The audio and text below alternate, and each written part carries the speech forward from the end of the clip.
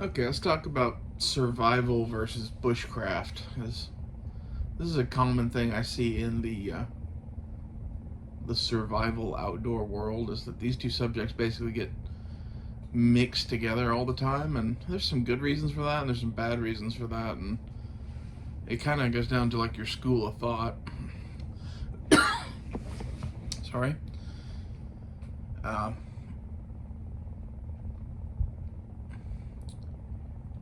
Survival is you are in a situation and you are trying to stay alive and get back to civilization, right?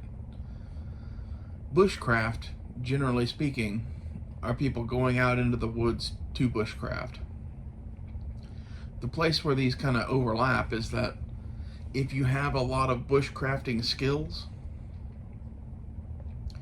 and don't have a lot of equipment in a survival situation, you're probably better off because you can make different things to assist you in the outdoors. For example, I don't have anything to hold water in or whatever and have to make a container. It might be nice if you had done some of that before, right? But most of the containers you're going to make are going to be made out of wood or something like that, and it's suboptimal. You can make it work. You can stone boil in a wooden vessel, for example. You can definitely carry water in some sort of,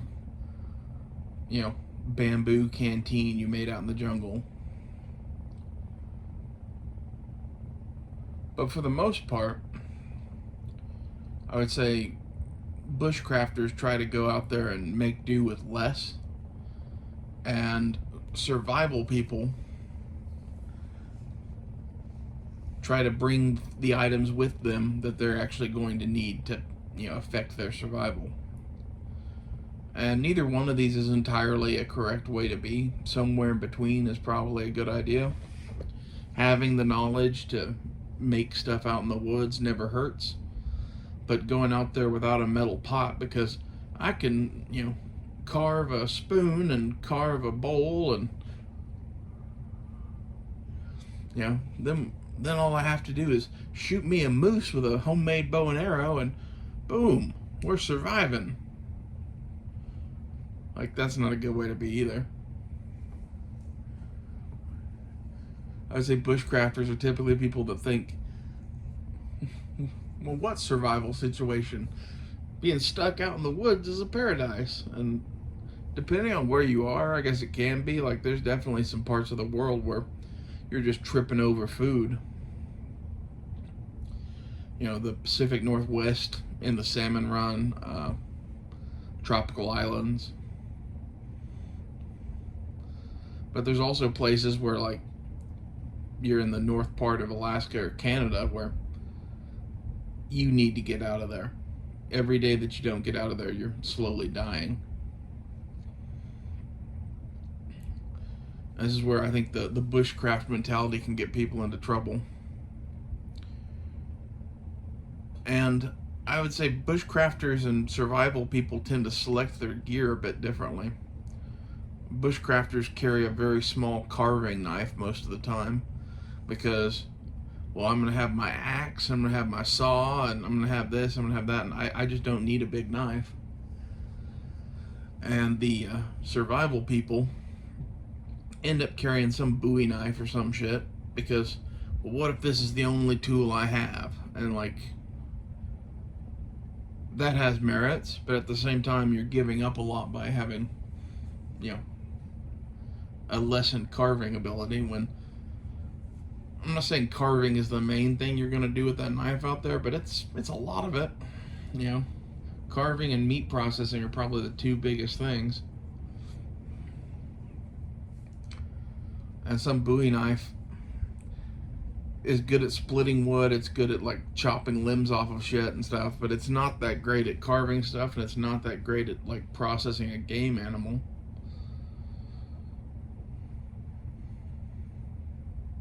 Can you make it work? Yeah, for the most part. Depends on the knife.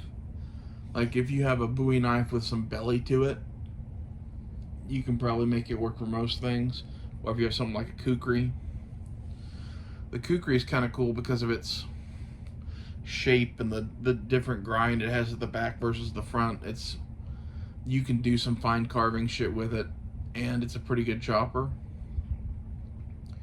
But it's not a bushcraft knife.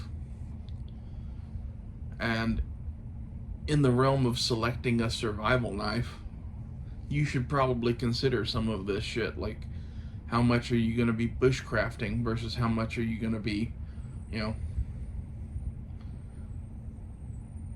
splitting logs and fighting grizzly bears or some sort of shit like that. Like, I wouldn't encourage you to fight a grizzly bear with a knife, but this is some of the shit people have in their minds.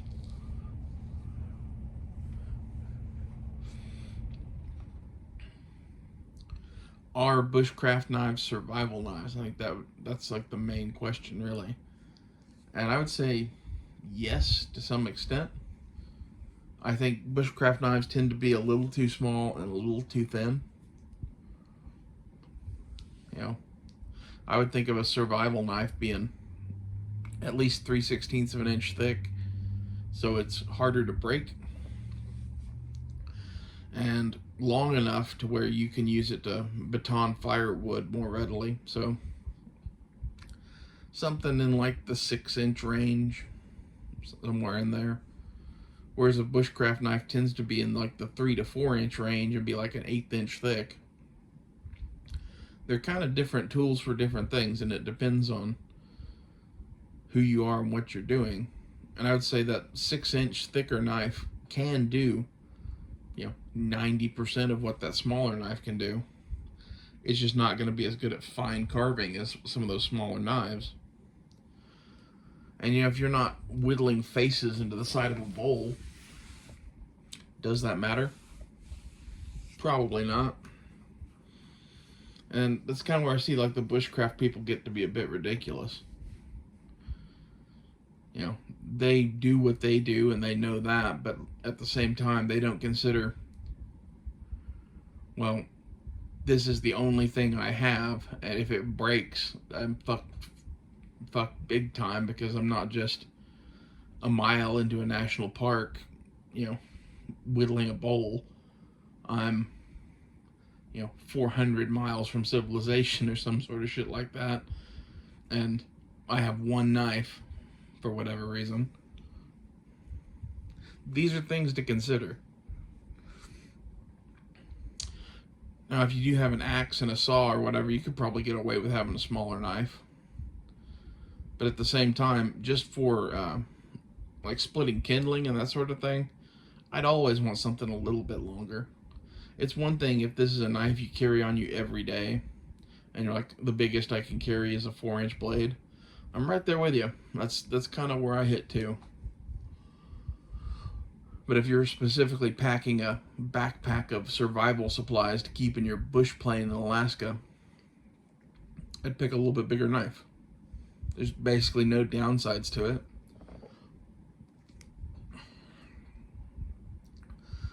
But I pack an axe and a saw too. Well, I would do that too. I would just also have a bigger knife, and I'd probably have a smaller knife too. Different knives can do different things. And especially if you have a bunch of bushcrafting skills, carrying a proper bushcraft whittling kind of knife, I think makes sense. I just wouldn't make it my one tool.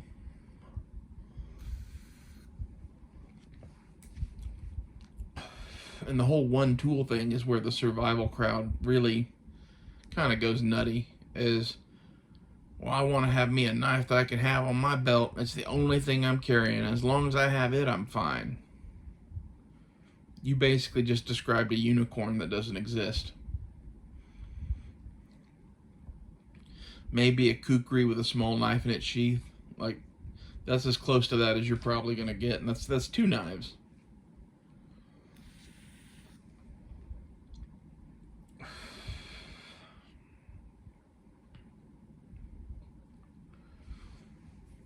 This idea of the survival knife being the most important tool, I think, is a little overrated to begin with. Because depending on where you are, the most important tool could be an axe or a machete. I would say most places you go in North America, carrying a saw and an axe is probably a good idea in a survival kit. Get whatever one you can fit in the kit, but if your kit's pretty small, you're not going to fit an axe in it.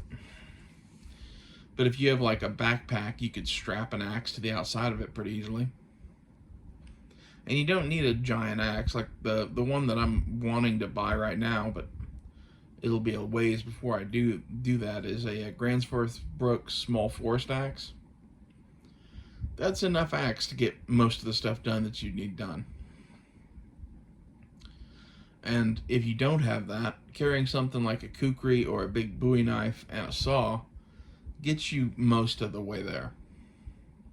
And that's where, like, if you're not going to carry an axe at all, a big survival knife in addition to your small survival knife is probably a really good idea. I consider the saw to be pretty important because it sucks to chop through sideways on a log with an axe or without an axe, you know.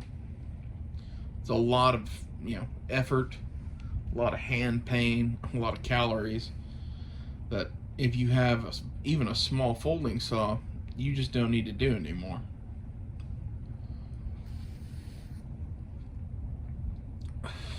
And I would say that's a place where the bushcrafters kind of get it right, because they carry like a tool kit. And for a survival situation, I think that's a more realistic way to be.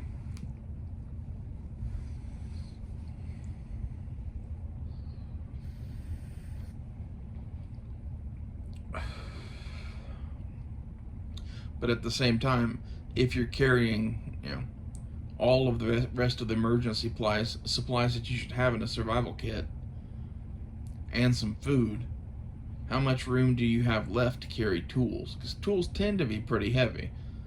You think, well, a spoon carving knife isn't that heavy. Well, it's something, and all the little tools add up.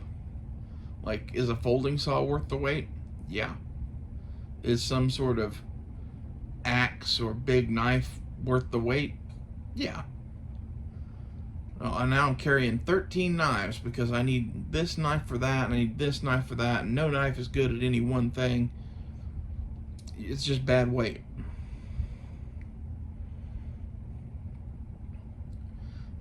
If you want to carry something like a Mora knife in your bag for bushcrafting and have a belt knife that's more capable, I think that's a pretty good idea. A Mora knife is pretty lightweight, it's pretty cheap, and most of this bushcrafty type stuff it's actually pretty good at.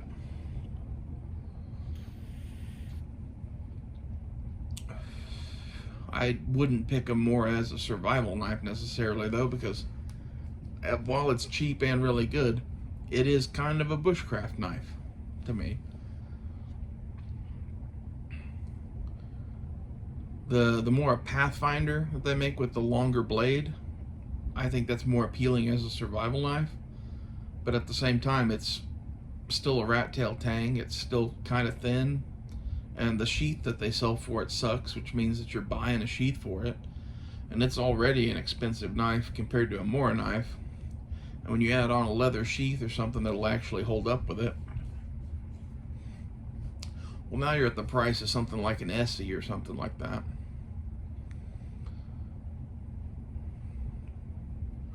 So, figure out what you're gonna do, but don't buy stupid shit.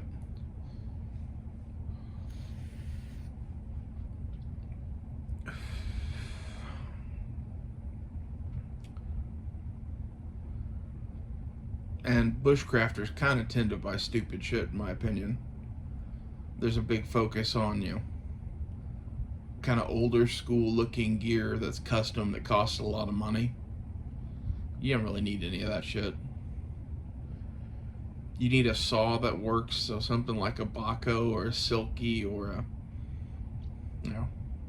even a fucking Fiskars pruning saw from Lowe's or some shit, or a Gerber saw.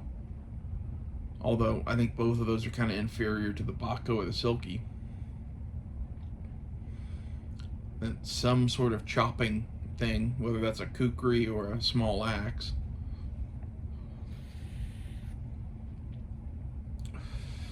Have some sort of plan. And I wouldn't listen to either one of these groups particularly hardcore, because if you listen to the bushcrafters, you end up carrying an 18th century woodsman's kit, complete with spoon carving knife. And if you listen to the survival guys, you end up carrying like 12 knives and 40 pounds of equipment. You just don't need that either. The bushcrafters carry too little equipment, the survivalists carry too much, and the bushcrafters carry shit that is too much money, is fragile, and not really what you need. It's made to do what they do in the woods, and you should definitely learn their skills, but I wouldn't become one of them and start carrying all that crap.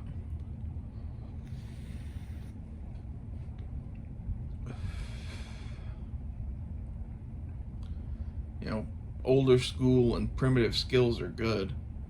Being able to make stuff in the woods is good. Carrying old equipment to purposely hinder yourself in a survival situation, probably not so good. Carrying 40 pounds of crap you don't need because it was marketed by the survival supply seller, probably not good either. They're both extremes of these camps, and it's what you run into when you start looking at this sort of shit on YouTube. You find 2 or 3 different kinds of people on here, and I'm sure whatever they're doing works for them and what they do, but it doesn't work for everybody. And pretending like you need a $400 bushcraft knife is ridiculous.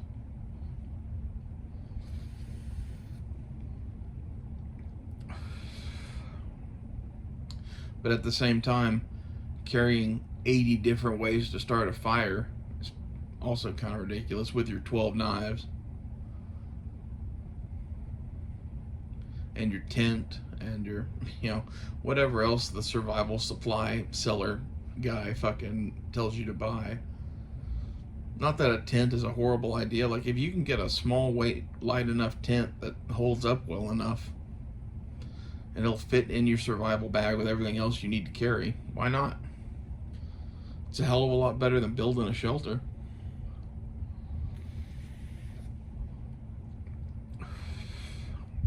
And this is where these two camps really diverge, because the bushcraft people basically never carry a tent or any kind of shelter. They always build some sort of lean-to or something like that. And the survival people kind of come in different flavors, but some of them carry like emergency tube tents and shit like that, which is probably a good idea. And some of them totally rely on bush shelters, and that's not a bad way to go really either.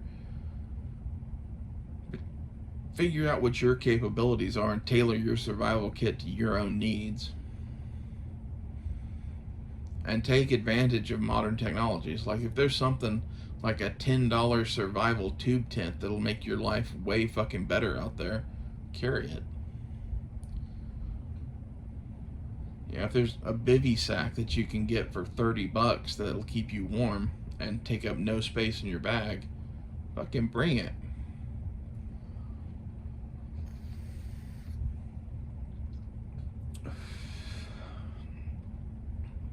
Or even a full-size sleeping bag. Like, some pieces of equipment are worth their weight in gold and others just aren't. And I'd rather spend my money on a sleeping bag than a $400 bushcraft knife.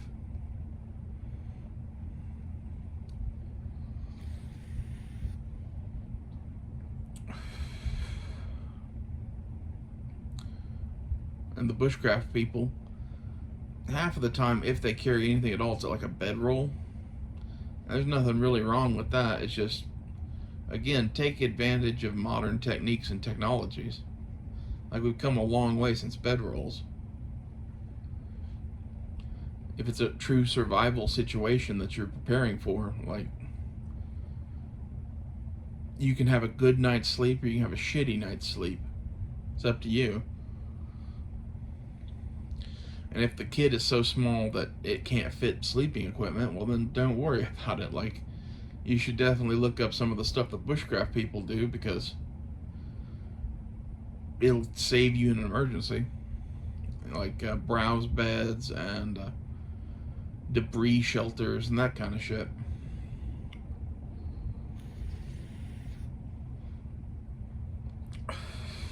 In general, I think too much is made of both of these ends of the spectrum of survival equipment. The truth lays somewhere in the middle, and you take the best of both. Take the skills from the bushcraft people and take the equipment from the modern survival people, as long as it isn't gimmicky shit, which there's plenty of gimmicky shit in the survival world, but most of their stuff at least tends to be made of modern materials and is lighter weight.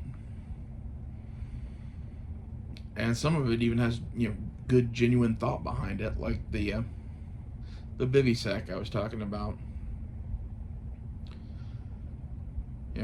You're never gonna see one of those in the fucking kit of a bushcrafter, but it's a good piece of kit.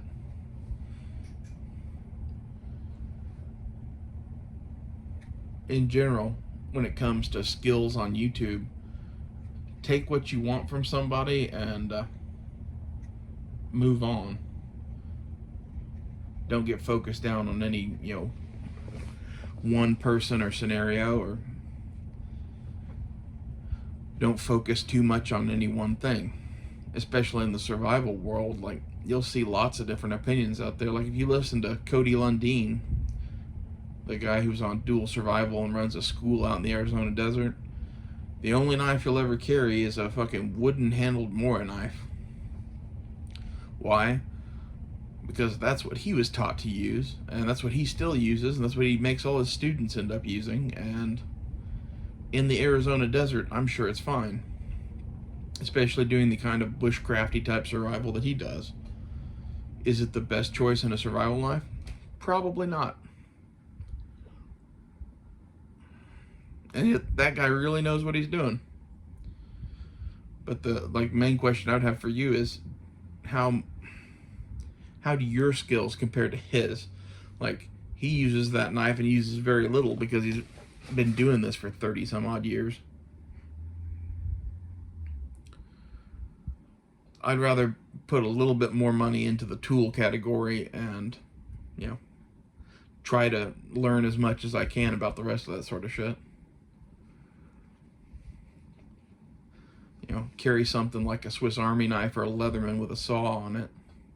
Carry a folding saw and an axe or something, Have a little bit more equipment than Cody Lundeen would have. But at the same time, you don't want to turn into, the guy from Ultimate Survival Tips, where you have all the widgets and you carry them all the time, because that's what you do, is you market survival garbage to people on YouTube.